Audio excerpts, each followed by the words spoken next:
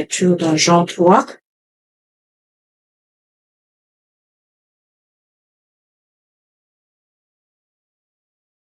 Jean 3. Entretien de Jésus avec Nicodème. Mais il y eut un homme d'entre les pharisiens nommé Nicodème, un chef des Juifs, qui vint lui auprès de Jésus de nuit et lui dit, « Rabbi, nous savons que tu es un docteur venu de Dieu, car personne ne peut faire ces miracles que tu fais si Dieu n'est pas avec lui. » Jésus lui répondit, « en vérité, je te le dis, si un homme ne naît de nouveau, il ne peut voir le royaume de Dieu. » Nicodème lui dit, « Comment un homme peut-il naître quand il est vieux? Peut-il rentrer dans le sein de sa mère et naître? » Jésus répondit, « en vérité, je te le dis, si un homme ne naît d'eau et d'esprit, il ne peut entrer dans le royaume de Dieu. Ce qui est né de la chair est chair, et ce qui est né de l'esprit est esprit. Ne t'étonne pas que je t'ai dit, il faut que vous naissiez de nouveau. Le vent souffle où il veut, et tu entends le bruit, mais tu ne sais d'où il vient, ni où il va. Il en est ainsi de tout homme qui est né de l'esprit. » Nicodème lui dit, « Comment cela peut-il se faire? » Jésus lui répondit, « Tu es le docteur d'Israël, et tu ne sais pas ces choses. En vérité, je te le dis, nous disons ce que nous savons, et nous rendons témoignage de ce que nous avons vu, et vous ne recevez pas notre témoignage. Si vous ne croyez pas quand je vous ai parlé des choses terrestres, comment croirez-vous quand je vous parlerai des choses célestes? Personne n'est monté au ciel si ce n'est celui qui est descendu du ciel, le Fils de l'homme qui est dans le ciel.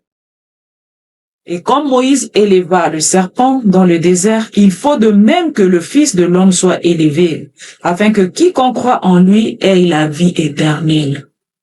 Car Dieu a tant aimé le monde, qu'il a donné son Fils unique afin que quiconque croit en lui ne périsse point, mais qu'il ait la vie éternelle. Dieu en effet n'a pas envoyé son Fils dans le monde pour qu'il juge le monde, mais pour que le monde soit sauvé par lui. Celui qui croit en lui n'est pas jugé, mais celui qui ne croit pas est déjà jugé, parce qu'il n'a pas cru au nom du Fils unique de Dieu.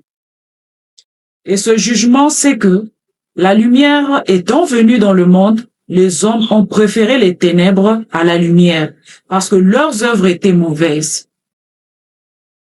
Car quiconque fait le mal est la lumière, et ne vient point à la lumière, de peur que ses œuvres ne soient dévoilées. Mais celui qui agit selon la vérité vient à la lumière afin que ses œuvres soient manifestées parce qu'elles sont faites en Dieu. Nouveau témoignage de Jean-Baptiste. Après cela, Jésus, accompagné de ses disciples, se rendit dans la terre de Judée. Et là demeurait avec eux et il baptisait. Jean aussi baptisait à Énon, près de Salim, parce qu'il y avait là beaucoup d'eau, et on y venait pour être baptisé. Car Jean n'avait pas encore été mis en prison. Or, il s'éleva de la part des disciples de Jean une dispute avec un juif touchant la purification. Ils vinrent trouver Jean et lui dirent, « Rabbi, celui qui était avec toi au-delà du Jourdain, et à qui tu as rendu témoignage, voici il baptise, et tous vont à lui. » Jean répondit, « Un homme ne peut recevoir ce qui lui a été donné du ciel. Vous-même, m'êtes témoin que j'ai dit, je ne suis pas le Christ, mais j'ai été envoyé devant lui. Celui à qui appartient l'épouse, c'est l'époux. Mais l'ami de l'époux, qui se tient là et qui l'entend, éprouve une grande joie à cause de la voix de l'époux. Aussi cette joie, qui est la mienne, est parfaite. Il faut qu'il croisse et que je diminue. Celui qui vient d'en haut est aussi de tout celui qui est de la terre et de la terre, et il parle comme étant de la terre. Celui qui vient du ciel est au-dessus de tout.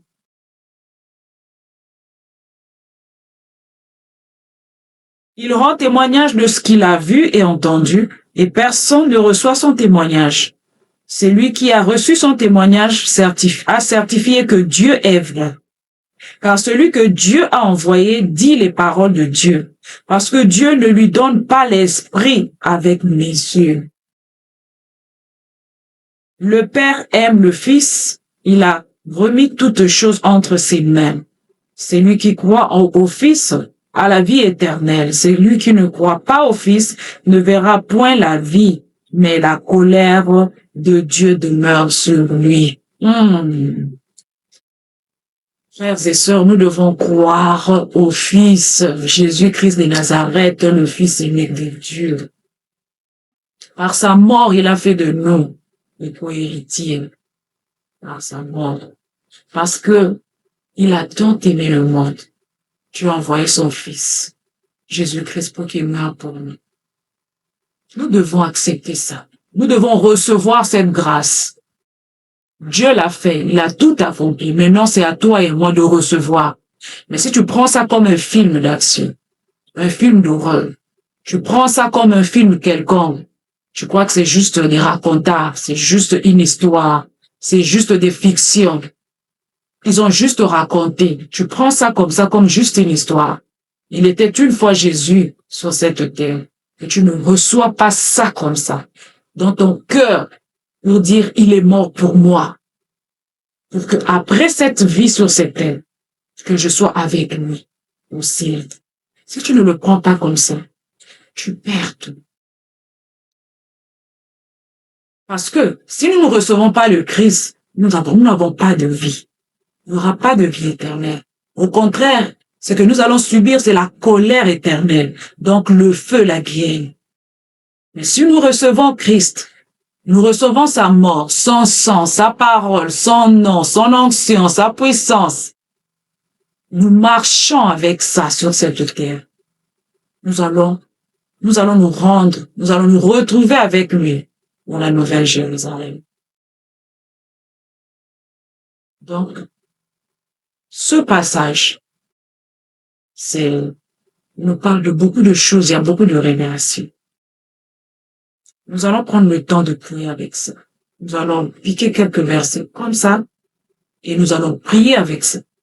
Tu ne manques pas la prière et la parole. Là, c'est Dieu qui parle. C'est sa parole. Mais non, c'est à nous de répondre. La prière, c'est la conversation.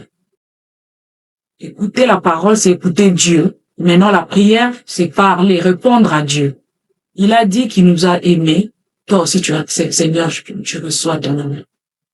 Par la prière, tu adores Dieu. Donc, tu fais la conversation avec ton Dieu. Et Dieu aime ça. Je le dis chaque fois et je crois que je vais le dire dans toutes les vidéos. Dieu aime la conversation. Il descendait chaque soir parler avec Adam et Ève. Un Dieu comme ça.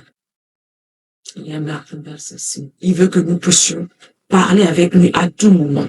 Il a dit prier sans cesse. Et nous allons prier avec quoi? Avec la parole qu'il nous donne. Il nous a donné la parole. Et nous aussi, nous allons répondre.